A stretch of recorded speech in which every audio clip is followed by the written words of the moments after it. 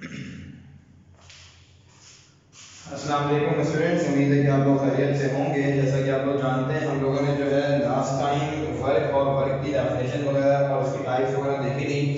आज हमने जो है एक बहुत ही इंपॉर्टेंट टॉपिक देखना है और वो है बेटा ग्रेविटेशनल फील्ड। ग्रेविटेशनल फील्ड हमारे पास क्या होती है और इसके अलावा कंजर्वेटिव फील्ड जो है वो क्या होती है। ठीक है, तो फर्स्ट ऑफ ऑल मैं ग्रेविटेशनल फील्ड डिफाइन करने लगा हूँ, फिर उसके बाद मैं बात करूंगा कंजर्वेटिव फील्ड की और उसके बाद मैं बात करूंगा कि prove that gravitational field is a conservative field. ठीक है भाई, अब देखिए ग्रेविटेशनल फील्ड नाम से ज़ाहिर है, फील्ड मतलब होता है अहाता, सराउंडिंग, एक एरिया, एक स्पेस और एक रीजन।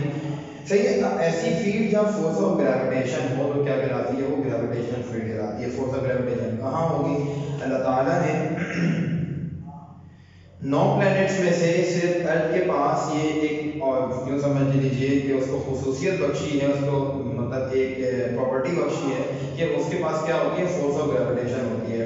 अर्थ की फोर्स ऑफ ग्रेविटेशन दूसरे एस्ट्रोनॉमिकल बॉडीज जिस एरिया तक उसको क्या कर सकते हैं, एक्सपीरियंस कर सकते हैं, ठीक है, वो एरिया, वो स्पेस, वो रीजन, वो सराउंडिंग क्या कहलाएगी, ग्रेविटेशनल फील्ड कहलाएगी। ठीक है, तो डेफिनेशन में लिखने लगा हूँ यहाँ पर। क्या डेफिनेशन होगी बच्चों? इसकी डेफिनेशन हमारे पास होगी the space or region the space or region where the force of gravitation basically force of attraction होती है। ठीक है, फोर्स ऑफ ग्रेविटेशन, मैं ब्रैकेट में अट्रैक्शन भी लिख रहा हूँ। ठीक है, the space or region where the force of gravitation of earth can be felt by other bodies, या ऐसे कर लेते हैं अदर एस्ट्रोनॉमिकल बॉडीज, क्योंकि यूनिवर्स की बात कर रहे हैं ना, तो आपने क्या लिख दिया, अदर एस्ट्रोनॉमिकल बॉडीज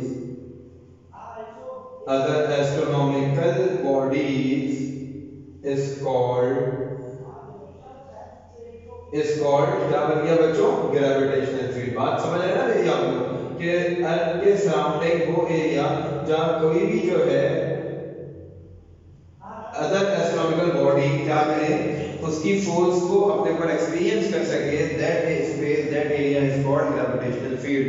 जैसे मैग्नेट होता है, ठीक है, मैग्नेट के अराउंड जो भी कोई मैटर उसके करीब आ जाए तो उसको क्या कर देता है, अट्रैक्ट कर देता है। जब तक उसकी विसिनिटी में होगा, यानी कि उसके अहाते में होगा, उसके सराउंडिंग में होगा, तो वो सराउंडिंग को जो एरिया है जहाँ उसको अट्रैक्ट कर सकता है कोई मेटालिक ऑब्जेक्ट को, मैग्नेट को कहलाती है मैग्नेटिक फील्ड। ठीक है, कोई चार्ज है, इलेक्ट्रिक चार्ज, उसके सराउंडिंग में जो एरिया वो क्या कहलाएगा, आपके पास इलेक्ट्रिक फील्ड कहलाएगा।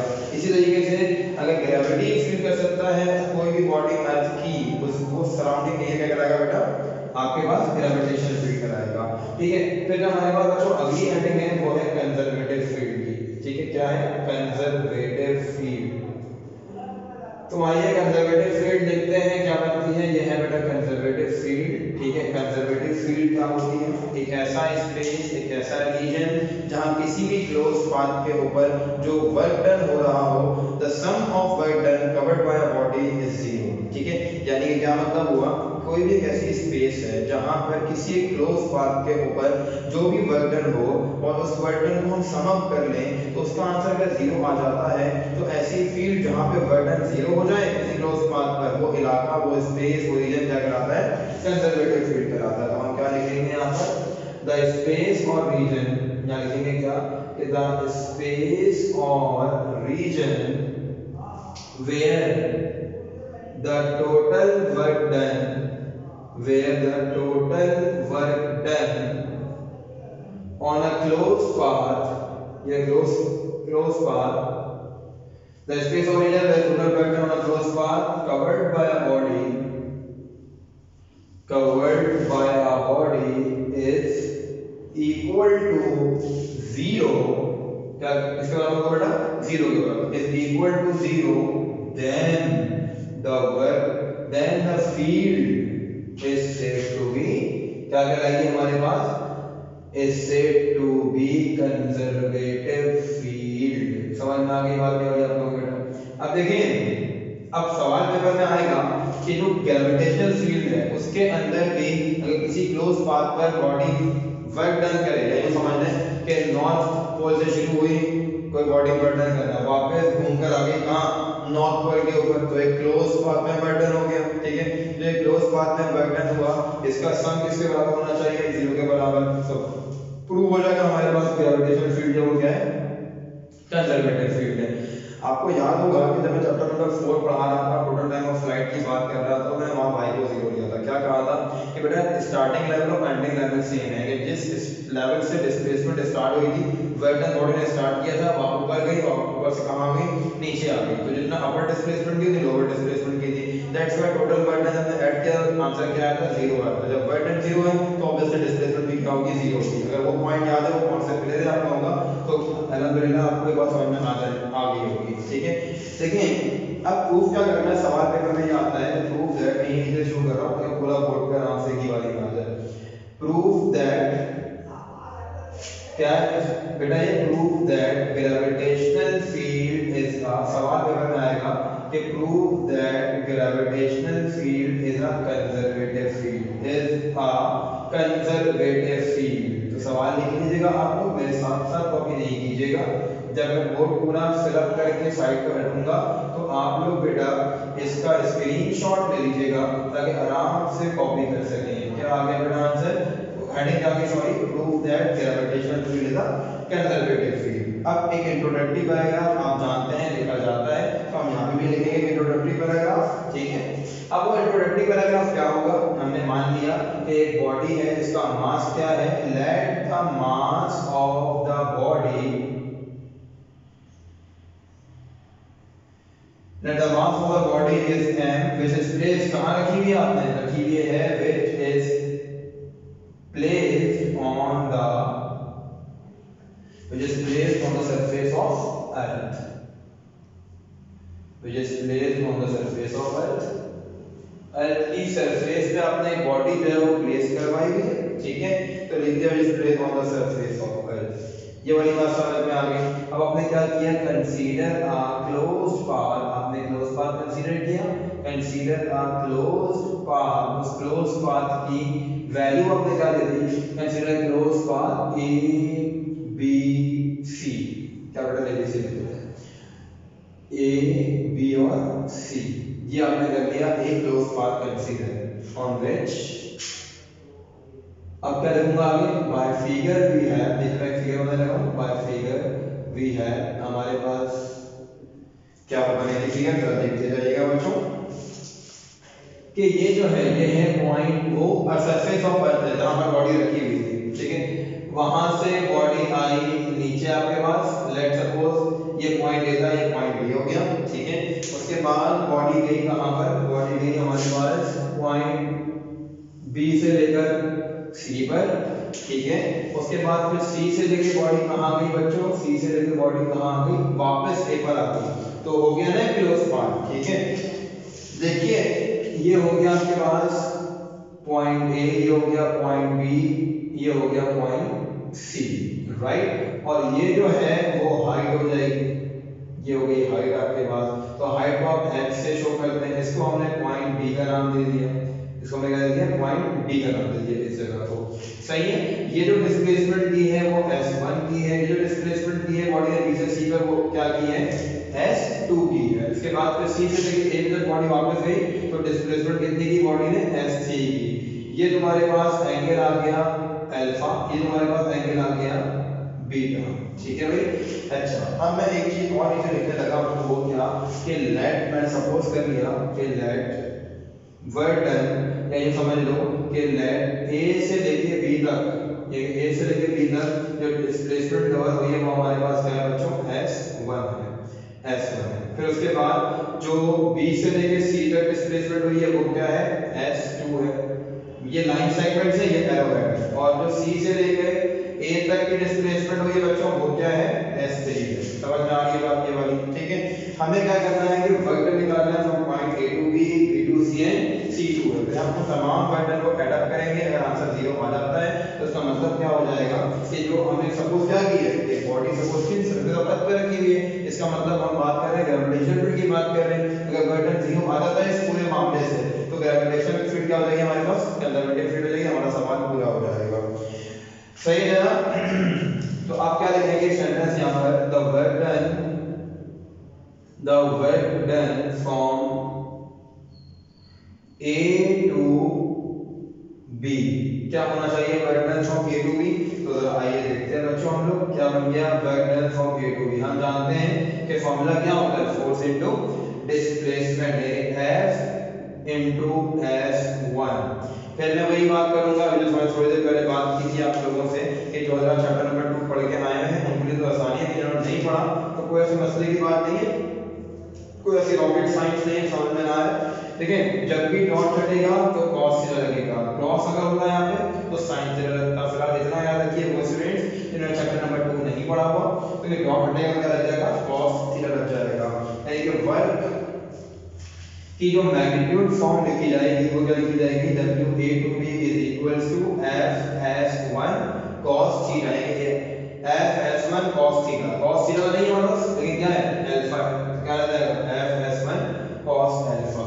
अब मुझे S1 cos अल्फा को रिप्लेस करना है, क्यों रिप्लेस करना है, मैं तमाम वर्डन को एक ही फॉर्मेट में लेके आना चाहता हूं ताकि जो है जब मैं तमाम वर्डन को ऐड अप करूं तो वो ऐड हो सके, ठीक है। ये अगर बात जानते हैं लाइक टर्म्स ही ऐड हो पाती हैं, अनलाइक टर्म ऐड नहीं हो सकती, सही है। तो इस मामले को सॉल्व करने के लिए मैंने इसको बोल दिया भाई कि ये हमारे पास क्या है, इक्वेशन नंबर 1 है, ठीक है, हमारे पास क्या है, इक्वेशन नंबर 1, ठीक है। अब क्या करने लगा हूं मैं, कंसीडर मैंने क्या किया, कंसीडर ट्रायंगल, कौन सा ट्रायंगल कंसीडर कर रहा हूं, ट्रायंगल ए बी और डी, ये मैं ट्रायंगल कंसीडर कर रहा हूं, कौन सा, ट्रायंगल ए बी डी। आ रही है बात समझ में आप लोगों को ये वाली। अब ए बी डी बोले या ए डी बी बोले दोनों बातें सही हैं। कंसीडर किया triangle A D B, we have, क्या लिखा हमने बेटा, वी हैव।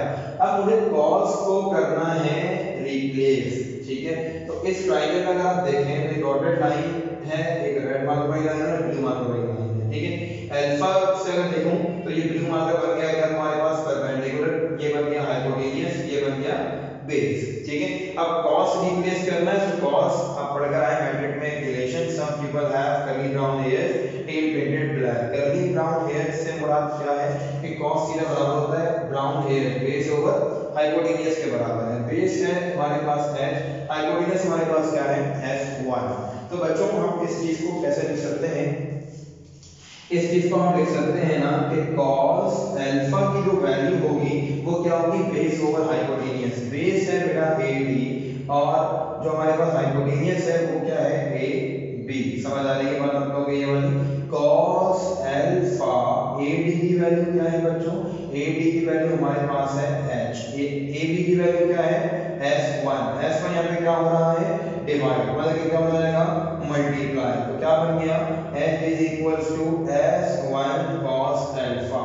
इट मींस कि S1 cos अल्फा का हमें रिप्लेसमेंट मिल गया इन टर्म्स ऑफ H। तो हम क्या कर सकते हैं कि इक्वेशन नंबर 1 बिकम्स, मैं नीचे नहीं लिख रहा, चलो मैं नीचे लिख देता हूं यहां पर, इक्वेशन नंबर 1 बिकम्स, हमारे पास इक्वेशन नंबर 1 का बन जाएगी है, इक्वेशन नंबर 1 इस तरीके की बन जाएगी बच्चों आपके पास कि W work done from A to B is equals to F into H, right? So now आपके पास F की वैल्यू क्या होती है, F is equals to mg होता है, ठीक है। F की वैल्यू क्या होती है mg, फोर्स ऑफ ग्रेविटेशन बराबर किसके होती है, जब भी बॉडी सरफेस ऑफ अर्थ पे रखी हुई हो तो बराबर होती है वेट ऑफ द बॉडी। तो force of gravity will be represented by capital F and weight का फार्मूला mg होता है, that's why F equals to mg हो गया, सही है।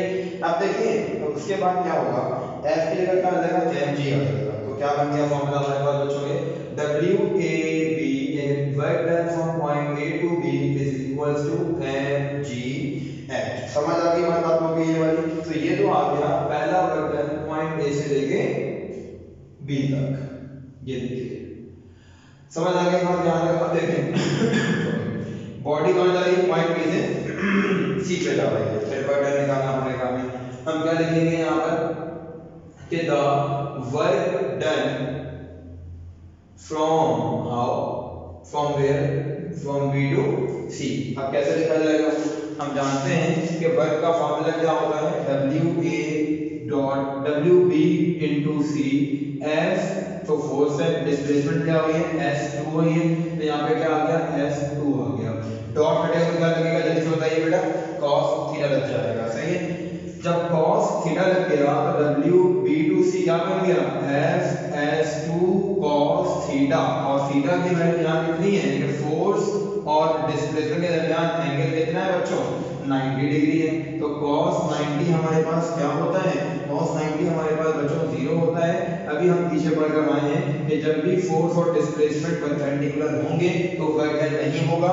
इसका मतलब यहाँ पर बच्चों वर्क डन हमारे पास क्या हो गया कि work done from point B to C is 0। समझ गए इस बात को, ये भी मामला खत्म हो गया यहाँ पर। Now we are moving forward to the last displacement that is st। देखिए बॉडी पॉइंट से कहां मूव करेगी, पॉइंट ए पर मूव करेगी। अब तुम क्या लिखोगे यहाँ पे, तुम लिखोगे द वर्क डन, यहाँ पे क्या लिख दिया the work done from C to A, ये हमारा लास्ट काम होगा। लेकिन अब हमारे पास जो है बेटा वर्क डन कैसे निकलेगा, WC to A is equals to force का वेक्टर और उसके बाद डिस्प्लेसमेंट का वेक्टर F डॉट S3 आ गया। हम जानते हैं डॉट हटता है बच्चों तो क्या लगता है हमारे पास FS3 cos, और एंगल कौन सा है यहाँ पर बेटा cos बीटा है तो cos बीटा लग जाएगा। समझ में आ गई बात, इसको हमने बोल दिया इक्वेशन नंबर 2। ये क्या नाम दे दिया आपने इसको बेटा, इक्वेशन नंबर 2 का नाम दे दिया। अब आपसे क्या कह रहे हैं, दोबारा आपको cos S3 cos बीटा को रिप्लेस करने के लिए हमें क्या लेना पड़ेगा H को H से रिप्लेस करना पड़ेगा। H से रिप्लेस कैसे होगा, आइए देखते हैं। ये आपके पास एक ट्रायंगल है ADC, ठीक है, तो आपने क्या लिखा यहाँ लिखा कंसीडर ट्रायंगल ADC या ACD, कुछ भी लिख लो, मसले की बात नहीं है। वी हैव व्हाट, हमारे पास क्या है बच्चों, हमारे पास है cos थीटा, यहाँ पर cos बीटा है तो cos beta equal to base over hypotenuse होता है। बेस हमारे पास इसके अकॉर्डिंगली बनेगी, ये हाइपो बनेगा, ये इसका मतलब AD ओवर AC बन जाएगा, यानी कि base over hypotenuse AD over AC बन जाएगा। The value of AD is h, तो यहाँ पे क्या आ गया cos beta is equals to h और AC क्या है S3, वहां जाके क्या हो जाएगा H is equals to S3 cos beta। It means कि हमें S3 cos beta का रिप्लेसमेंट मिल गया। अब हमारे पास इक्वेशन नंबर 1 क्या बन गई, इक्वेशन नंबर 2 क्या बन गई, हम क्या लिखेंगे यहाँ पर कि इक्वेशन नंबर 2 बिकम, इक्वेशन 2 बन गई बच्चों हमारे पास क्या, तो यहाँ लिखा जाएगा कि WC2 A का जो आंसर आया वो क्या आया हमारे पास F into H आ गया। बट हम जानते हैं इस बार कि जो F है बॉडी जो है वो कहाँ जा रही है, अपवर्ड जा रही है। जब अपवर्ड जा रही है तो ग्रेविटी की वैल्यू हम किस पे लेते हैं, माइनस में लेते हैं। जब माइनस में लेते हैं तो हम यहाँ क्या लिखेंगे कि F is equals to minus mg। तो W work done from point C to A क्या बनेगा हमारे पास, जरा देखिएगा, work done from point C to A बन गया माइनस mgh। समझ गए इस बात को, तीनों वर्क डन आ गए, WA2B भी आ गया, WB2C भी आ गया और फिर उसका C2A भी आ गया। अब मैं इन तीनों वर्क डन को नाम दे रहा हूं A, B और C का। ये आ गया आपका इक्वेशन A, ये आ गया आपके पास इक्वेशन B एंड ये आ गया आपके पास इक्वेशन C। आप क्या लिखेंगे, to get the total work done, एक लाइन लिखेंगे यहां पे आप क्या कि to get the total work done we have to add equation A, B and C। then हमने दोनों तीनों इक्वेशंस को ऐड कर लिया बच्चों, तो हमारे पास आंसर इस तरीके से आएगा कि WA2B and B2C एंड वापस C2A। तो क्या होगा WA2B plus WB2C plus WC2A। तो यहाँ क्या हो जाएगा हमारे पास, ये हो गया mgh प्लस 0 माइनस mgh से plus mgh cancel. In this way WA2B B2C C2A is equals to 0. In this way we have proved this the gravitational field is a conservative field। अब मेरे पास जगह नहीं है यहाँ लिखने की, लेकिन फिर मैं कोशिश करता हूँ कि नीचे लिख दूँ वो सेंटेंस जो आपने लास्ट में लिखना होगा। मैं यहाँ लिख रहा हूँ बच्चों एरो बनाकर, आप अभी इसके बाद लिख लीजिएगा। अब क्या लिखेंगे, hence it is prove that, क्या प्रूव हो गया भाई, it is prove that gravitational field is a conservative field, gravitational field is a conservative field. और हमारा लेक्चर जो है आज यहीं तक था। इंशाल्लाह अपने नेक्स्ट लेक्चर में नेक्स्ट वीक हम और आगे बढ़ेंगे और फिर इसके बाद जो कुछ नेक्स्ट डेरिवेशन है हम वो करेंगे और नेक्स्ट थ्योरी जो इसके बाद वाला टॉपिक हम वो निपटाएंगे। ठीक है, इस डेरिवेशन में साथ मैं थोड़ी देर के साइड पे रहता हूँ बेटा, इसका स्क्रीनशॉट लीजिएगा, जो बात समझ में नहीं आए मुझसे पूछ लीजिएगा।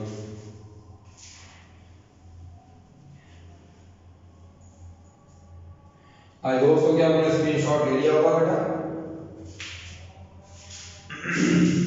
देखिए कोई भी प्रॉब्लम हो पूरे टॉपिक से रिलेटेड मुझसे पूछ लीजिएगा, व्हाट्सएप ग्रुप पे एक ऑडियो मैसेज भेज दीजिएगा, सही बात समझ में नहीं आई, स्टेप समझ में नहीं आया, पिक्चर लिख लीजिए, जो उसमें ऑप्शन होता है कलर करने का, कलर मार्क करने का उसे मार्क कीजिएगा, मुझसे पूछ लीजिएगा बेटा। अपना ख्याल रखिएगा, अल्लाह हाफ़िज़।